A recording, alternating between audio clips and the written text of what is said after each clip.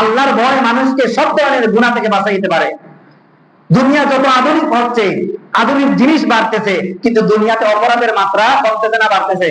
বাড়তেছে।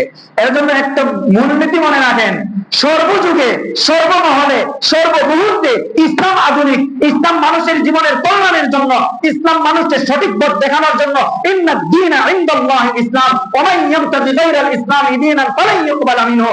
ইসলাম ব্যতীত মানুষ যে ধর্মে চলবে, যে পথে চলবে, যে মতে চলবে, যে আদর্শে চলবে, যে থিওরি নিয়ে চলবে, ওই সমাজ, ওই রাষ্ট্র কখনোই সঠিক পথ দেখাইতে পারবে না। ওই সমাজ, ওই রাষ্ট্র কখনোই মানুষের শান্তি আনতে পারবে না। এর জন্যই তো এখনো পাম্পে পাম্পে তেল পাওয়া যাচ্ছে না।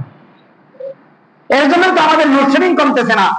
মানুষ মানুষ হচ্ছে না, অমানুষ হয়ে যাচ্ছে। কেন? দুনিয়ার থিওরি নিয়ে চলতেছে। আল্লাহর ভয় না থাকার কারণে সিন্ডিকেটের বাজার গরম। শুধুই কি সরকারের দোষ? আমাদেরও দোষ, আমাদেরও দোষ। রাষ্ট্র এমনি দেউলিয়া হয়ে যায় না।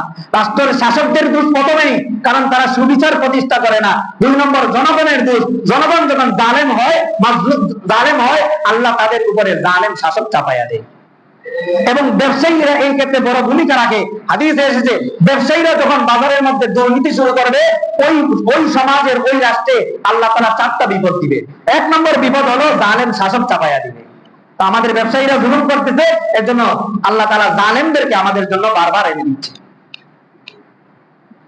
তাকওয়া, আল্লাহর ভয় না থাকার কারণে এই সমাজ পরিবর্তন হয়ে আজকে অশান্তি বাড়তেছে। এজন্য আধুনিক ব্যবস্থা, সিসি ক্যামেরা বের হয়েছে, সিকিউরিটি, এখন ট্রেনিং প্রাপ্ত সিকিউরিটি পাওয়া যাচ্ছে। এরপরে মানুষ অপরাধ থেকে বিরত থাকতে পারতেছে না। আজকেও বাজার করতে গেছি এক দোকানে, একেবারে স্মার্ট কাপড় পরা এক যুবক দোকান থেকে মুজু নিয়ে চলে গেছে, টাকা না দিয়া। কিনা দিয়া বেচারা দোকানদার খুঁজার পায় না। কাপড় চোপড় দেখতে খুব ভদ্র ছেলে, কি করছে? দোকান থেকে নিয়ে গেছে। সে যে নিয়ে গেল, হয়তো 40 টাকা 50 টাকা দামের একটা নিছে, না হয় 100 টাকা দামের একটা নিল, তার যে আখিরাত নষ্ট করে দিল। মানুষের হক না এটা? সে যে দোকানদার কাছ থেকে চুরি করে নিয়ে গেল, সে তো তার দুনিয়া আখিরাত নষ্ট করে দিল। কেন এটা হইলো বলেন? কি না থাকার কারণে? আল্লাহর ভয় না থাকার কারণে। আল্লাহর ভয় এত গুরুত্বপূর্ণ।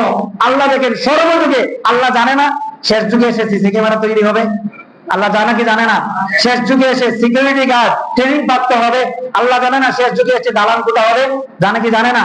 তারপরেও আল্লাহ একটা মূলনীতি দিয়েছে, হে আমার বান্দারা, ইত্তাকুল্লাহ, আমাকে ভয় করো। যে আল্লাহকে ভয় করলো, ইন্নাল্লাহা মাআল মুত্তাকিন।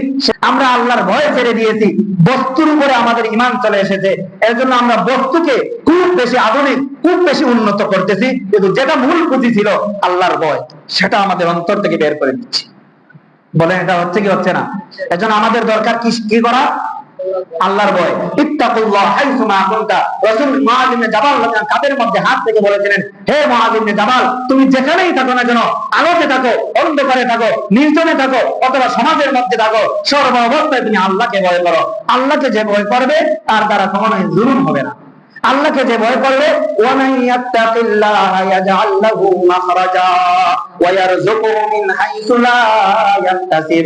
যে আল্লাহর উপরে ভয় করলো, আল্লাহ তাআলার ব্যাপারে, গুনাহের ব্যাপারে আল্লাহ তাআলার ফয়সালাকে ভয় করলো, রব্বুল আলামিন বলেন তার জীবনে যত কঠিন মুসিবত আসুক না কেন, যত কঠিন বিপদ আসুক না কেন, সকল কঠিন মুসিবতগুলোকে আমি আল্লাহ পানির মতো সহজ করে দিব। ওয়া ইয়াজআল লাহু মাখরাজা, রাস্তা বের করে দিব। ওয়া ইয়ারযুকুহু মিন হাইসু লা ইয়াহতাসিব, আর এমন জায়গা থেকে আমি তাকে রিজিক দিব সে কল্পনাও করতে পারবে না। কি করতে পারবে না? তাকওয়া অর্জন করব 4 মাধ্যমে। কয় মাধ্যমে? 1 নম্বর, তাকওয়া অর্জনের জন্য দোয়া করা। কি করা? দোয়া করা। হাদিসে এসেছে রাসূল দোয়া করবেন, আল্লাহুম্মা আতি নাফসি তাকওয়াহা ওয়া যাক্কিহা আনতা খায়রু মান যাক্কাহা আনতা ওয়ালিয়ুহা ওয়া মাওলাহা। হে আল্লাহ, আমাকে, আমার হৃদয়কে, আমার অন্তরকে তাকওয়া দান করেন। আতি নাফসি তাকওয়াহা, আমার নফসকে তাকওয়া দান করেন, আপনার ভয় দান করেন। ওয়া যাক্কিহা, আমার অন্তরকে সকল গুনাহ থেকে পবিত্র করে দেন। কেননা আনতা খায়রু মান যাক্কাহা, আপনি হলেন সেই সত্তা যিনি সবচেয়ে বেশি উত্তম ভাবে হৃদয়কে পবিত্র করেন। এজন্য আল্লাহ তাআলা সূরা শামসের মধ্যে বলেছেন, কাদ আফলাহা মান যাক্কাহা, যে তার নিজের চরিত্রকে, নিজের ঈমানকে, নিজের আখলাককে পবিত্র করে নিল দুনিয়ার গুনাহ থেকে, সে দুনিয়াতেও সফল, আখিরাতেও সফল। দুনিয়াতেও সফল, আখিরাতেও সফল। এজন্য 1 নম্বর কি করা? বলেন কি করা? দোয়া করা। যে আল্লাহর কাছে এই দোয়া করা, আল্লাহ আমাকে অন্তরে তাকওয়া দান করেন, আপনার ভয় দান করেন। করবো তো এই দোয়া?